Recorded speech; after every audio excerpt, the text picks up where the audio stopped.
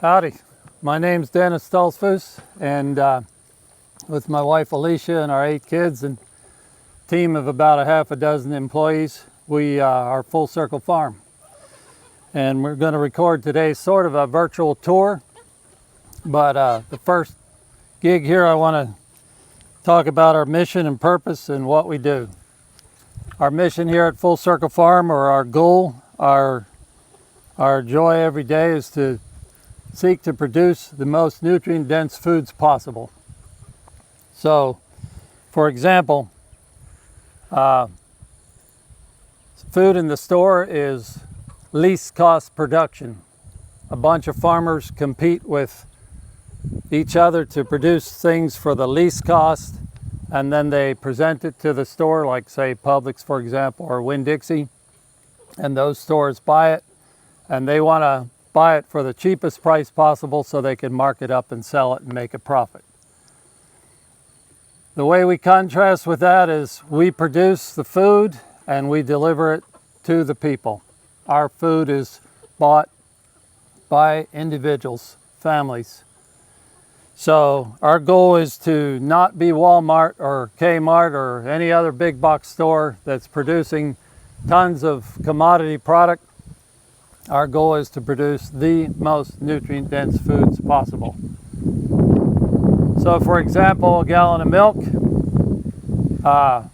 costs a lot more here. Why? Because our cows give 1 or 2 gallons normally per day, per cow, average. Milk from the store is produced where dairies are producing 5 to 10 gallons per cow per day. And I read an article the other day, just yesterday, about a dairy that if a cow didn't produce 100 pounds a day, they didn't consider her a good milking cow, so they bred her to an Angus bull and sold her calf for beef. A cow that produced over 100 pounds a day was a good milking cow, and they bred that to a milking bull and kept the offspring from that mating for future. Do you know how many gallons are in 100 pounds of milk? It's 11 gallons something. So those cows are producing 11 gallons of milk a day. That is a tremendous amount of milk. When I was a kid, 40 years ago, growing up on a dairy farm in Pennsylvania, we had 100 cows. And we had one cow that one time produced 100 pounds of milk a day. But cows have been bred in the last 40 years, continuing to breed them up for more and more and more milk. Is that good? Is that what we want? Is that nutrient-dense food? The dairy farmer has to do that because he's making a few cents on the dollar for everything he sells to some processor. But we're not interested in that. Personally, I've fought a battle with my health since the age of 20, so I got very interested in very nutrient-dense food for the healing of my own body, for my own health, and then I wanted to have amazingly healthy children. And to do that, you have to have nutrient-dense food. You have to have food with nutrients in it. Your body makes 300 million new cells every minute, every 60 seconds. So you determine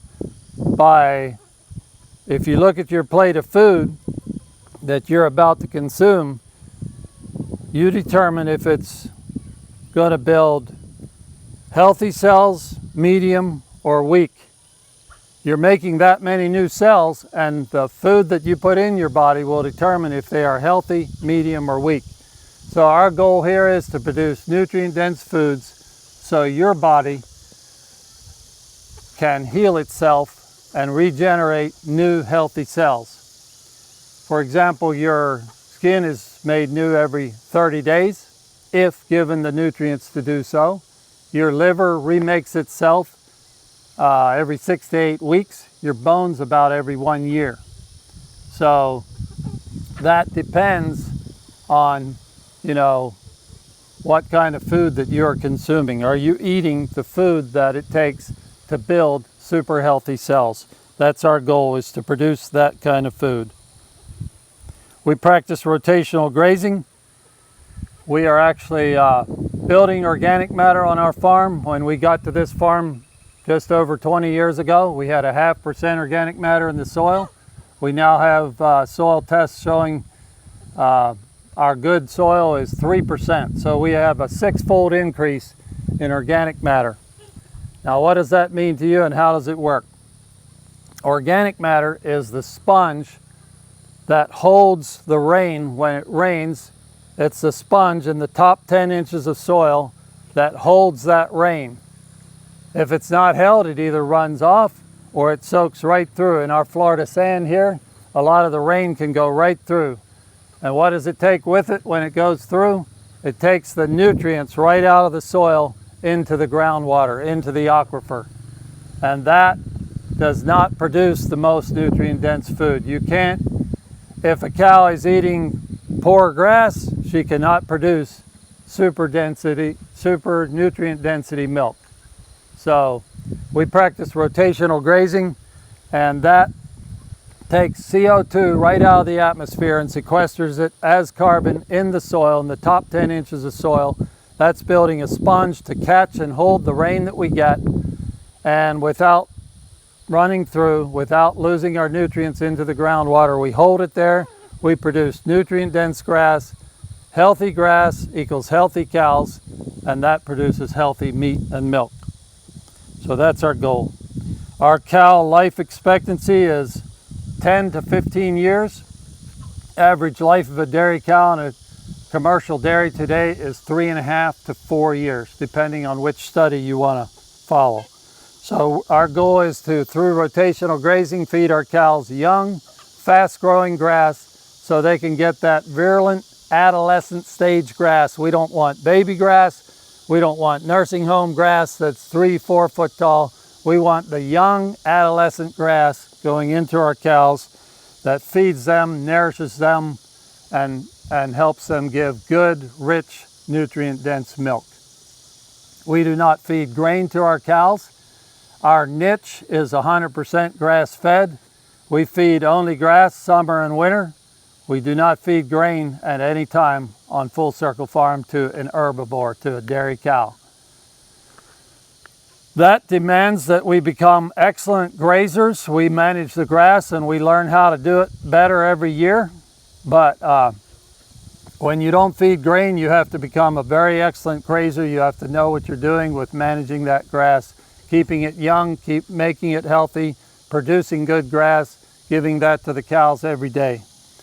100% grass-fed gives you a high CLA, conjugated linoleic acids. They are known to be anti-cancer, and the CLAs are in the milk and meat of an herbivore that does not eat grain. If the herbivore is given just a few pounds of grain, the CLAs are almost non-existent. They go down very quickly in just a few days, and 5 to 6 days after grain is removed, CLAs go back up. So we just stick with what is natural to the cow, and we give them healthy food, which is grass.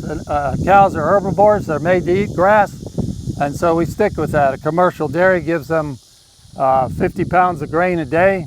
It causes acidosis, it causes health problems in a cow, and sick cows do not give anything but sick milk. So just an example of this, 40 years ago, my brother on the farm that I was raised on switched everything from grass-fed or from grain-fed to grass-fed and 100% organic. He eliminated all chemicals on that farm 40 years ago.